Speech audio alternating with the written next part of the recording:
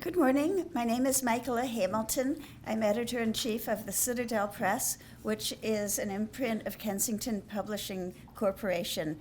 I like my title, but another title that's very meaningful to me is that I am the editor for Heather Dune Macadam and her wonderful book, 999, The Extraordinary Young Women of the First Official Jewish Transport to Auschwitz. I think many of you are already familiar with Heather Dune Macadam through her previous book, which has been very popular and highly acclaimed. That was Rena's Promise, and that was the story of two sisters in Auschwitz. Now she has expanded her focus in a big way to talk about the 999 young women who were in the first official Jewish transport to Auschwitz. Heather has immersed herself in Holocaust history. She is on the advisory board of the Cities of Peace Auschwitz.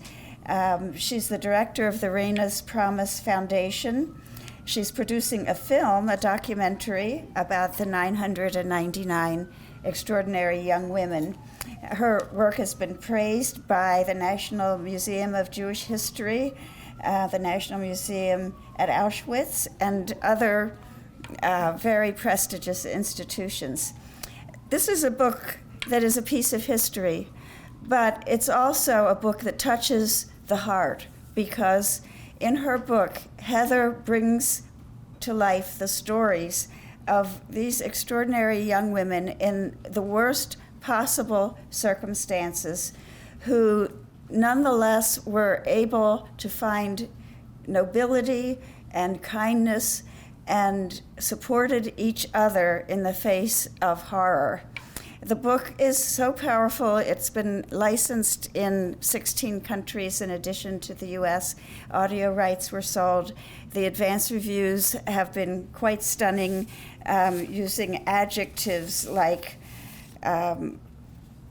uplifting, fresh, remarkable, astounding. And as one reviewer said, the book reinstates these girls to their rightful place in history. No one could have written this book with more commitment and compassion than Heather Dune Macadam.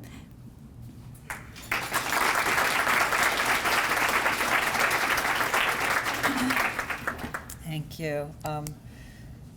So I just got to hold it. And yeah, so this is my baby. And you all know how that feels, I'm sure, because you are the guardians of these wonderful art books. So I actually have some pictures I have to share with you. But before I start, I just have a question. I'd like everybody to raise their hands. How many of you, without looking at the cover of my book, know that the very first official Jewish transport to Auschwitz was made up entirely of young women? Please raise your hand. You probably read Rena's Promise. Okay, yeah, I rest my case. It is with deep appreciation I stand here today to speak to the guardians of literature, community, and acumen. I spend about half the year on the border of Wales in England, the winter. I know that sounds odd unless you live in New York in the winter and have been to England in the summer. We live about 15 minutes from the book town Hay-on-Wye, where we fell in love, my husband and I. We spent hours happily browsing the pre-loved books and the new released in these bookstores. On Long Island, we don't have a book town, but we do have a wonderful local library. So what we're best known for at my local library is my dog coming into the library to remind us we've taken too long browsing for our next reading material in the foreign film section. This is Dylan Thomas Wagglebottom. He's on Instagram. Very cute. My husband likes to joke that he took me to Bali and I took him to Auschwitz. It's true. In 2012, we made a pilgrimage from Slovakia to Poland on the 70th anniversary of the first Jewish transport to Auschwitz.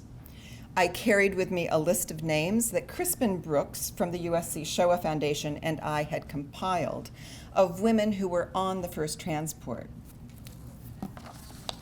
This is that list.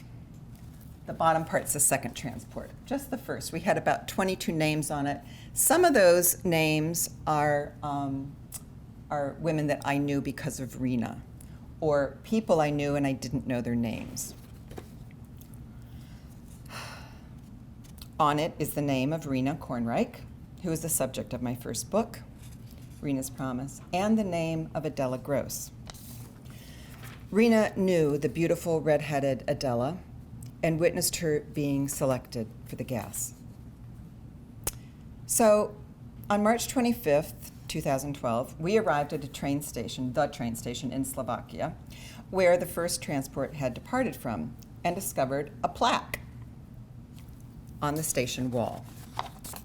This is the plaque. It says, on this site stood the railway station from which, on March 25th, 1942, the first transport left for the Auschwitz death camp carrying 1,000 Slovak Jewish girls to honor generations past and to remind generations to come.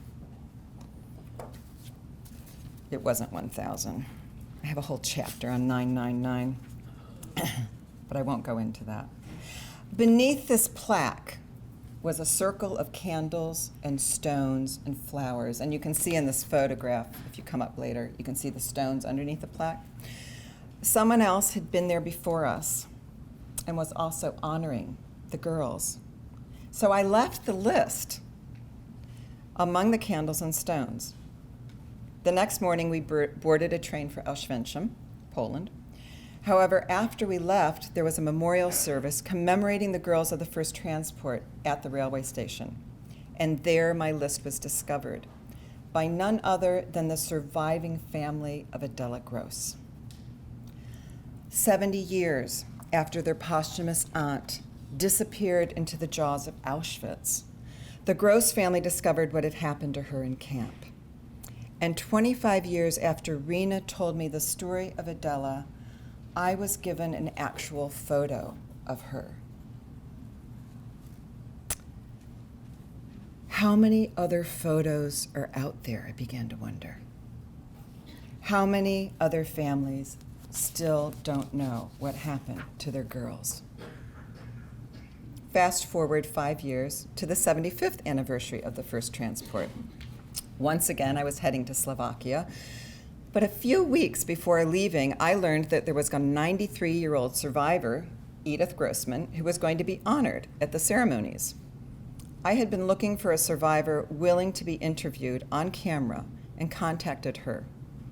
Edith and I clicked at once, and we were instantly friends for life. Edith is not a quiet or demure little old lady. She's vibrant, quick-witted, sharp, a little bird of a woman who lights up the room when she comes into it. She's more vivacious than most 80-year-olds I know, actually more 70-year-olds. We worked together for a couple of days in Slovakia, and then I flew to Toronto to spend more time with her. I filmed and recorded every conversation for the film. But there was so much material, too much material for a 90-minute film. I have to confess, I didn't really want to write this book. I thought producing a film would be easier. However, raising money for a film is difficult and time-consuming, and at some point it occurred to me it might be easier to write a book, which is really saying something. When I told Edith that I wanted to write a book as well, we agreed that it should be about all of the girls, because we were all in it together, she says. On top of putting them all in it together, I wanted to examine the political atmosphere around the first transport, the mythology, and the orders that forced several thousand young Jewish women and girls into Auschwitz before any Jewish men. I also wanted the communities the girls were deported from to come alive for my readers, so that you could know these girls before they registered for work. That's what they called it. Follow them into camp, and if they survived, follow them to freedom. I chose to follow girls who were friends of Edith's, relatives of families I have close personal relationships with, or survivors with extensive interview coverage. Much of my research comes from the USC Shoah archive, but I had no control over what questions were asked in those interviews. Details like maiden names, prisoner numbers, and the weather were almost never broached. However, working with Edith's testimony as the narrative spine for this book and the film, I've been able to connect many of the experiences to one another. In some ways, I felt like a sleuth. For instance, when Irena Fine, that's Irena at the far left, when Irena Fine talks about helping a friend on the death march who has a limp, I know that that friend is Edith. Last October, I found one other survivor in Israel. I called my cinematographer there, and we used WhatsApp to conduct a remote interview to film her. Etta Zimmerspitz Newman was the cousin of 3 sisters from the first transport who were executed for trying to escape and for running a black market in camp.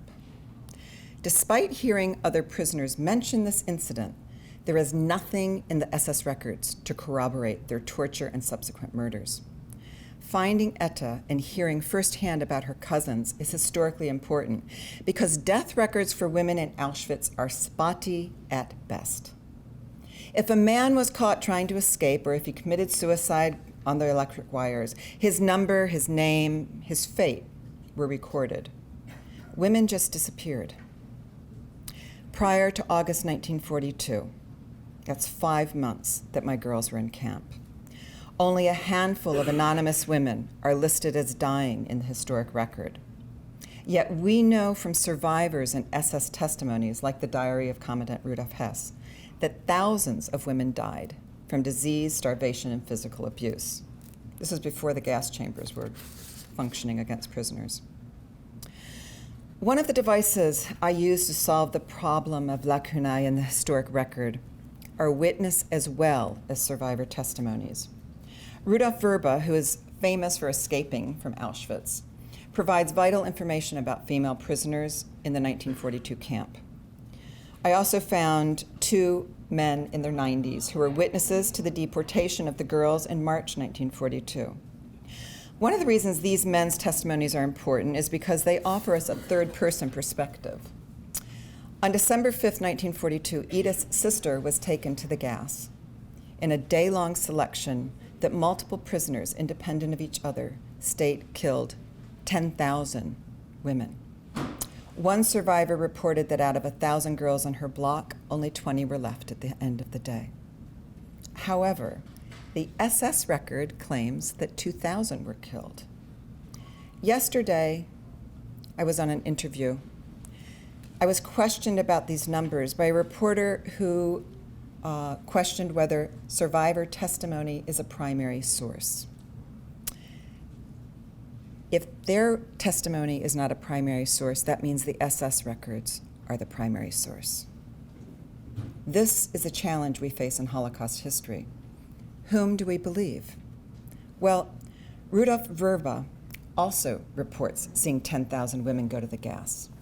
Considering his report on Auschwitz was the first document ever smuggled out of the camp and his place in history, I believe Rudy and the women. Verba also adds another chilling detail that very few female survivors ever reveal. Those women had to stand all day in the snow naked. I am drawn to stories about young women who have been undermined, imprisoned, and forced to suffer under a patriarchal society. It's an uncomfortable truth that young women and girls are the first targets and victims of war and genocide. For me, 999 is a historic Me Too story. These young women were teenagers when they were sent to Auschwitz. Only a few ever came home. How they survived is a tribute to women and girls all over the world. So here we are, 8 years later, and many tears later.